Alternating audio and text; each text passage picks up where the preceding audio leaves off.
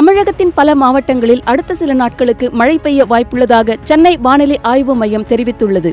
குறிப்பாக நீலகிரி, கோயம்புத்தூர், ஈரோடு, சேலம், தருமபுரி, கிருஷ்ணகிரி உள்ளிட்ட 6 மாவட்டங்களில் நேற்று ஓரிரு இடங்களில் கனமழை பெய்தது.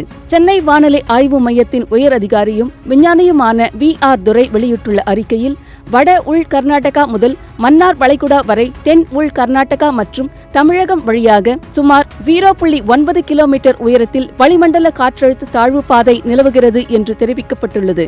இதன் தாக்கத்தால் நேற்று மேற்கு தொடர்ச்சி மலை மாவட்டங்கள், தென் தமிழக பகுதிகள், டெல்டா மாவட்டங்கள், கடலோர பகுதிகள் மற்றும் காரைக்காலில் இடி மின்னலுடன் கூடிய லேசானது முதல் மிதமான மழை பெய்தது. மற்ற பகுதிகளில் பெரும்பாலும் வறண்ட வானிலையே நிலவியது.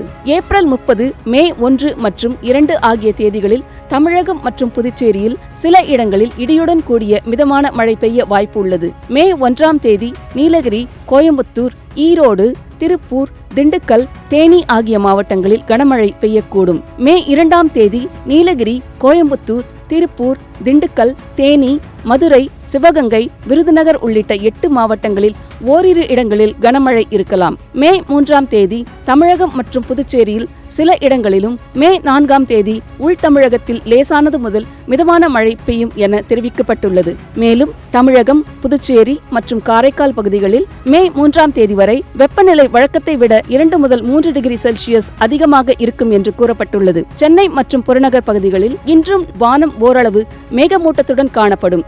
அதிகபட்ச வெப்பநிலை 38 முதல் 39 டிகிரி செல்சியஸும், குறைந்தபட்சம் 28 டிகிரி செல்சியஸும் இருக்கும். அதிக வெப்பம் மற்றும் ஈரப்பதம் காரணமாக பொதுமக்களின் இயல்பு வாழ்க்கை பாதிக்கப்படலாம் என எச்சரிக்கப்பட்டுள்ளது.